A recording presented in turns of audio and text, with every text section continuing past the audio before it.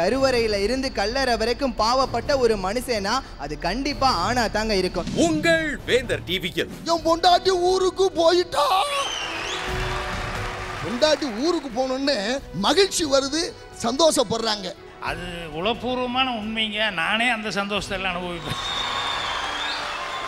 ஒரு வீட்டில் பெண் குழந்தை பிறந்துச்சுன்னா எல்லாரும் சொல்லுவாங்க மகாலட்சுமி பிறந்துட்டான்னு சொல்லுவாங்க. ஆனால் ஒரு ஆண் பிறந்தா என்ன சொல்லுவாங்க தெரியுமா?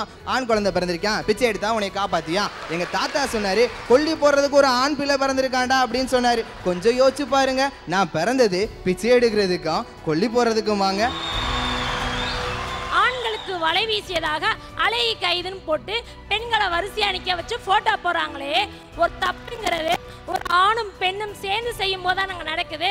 அப்ப ஆண்கள்லாம் வரிசையா நிக்க வச்சு அழகன் கைதுன்னு போட வேண்டியதானே.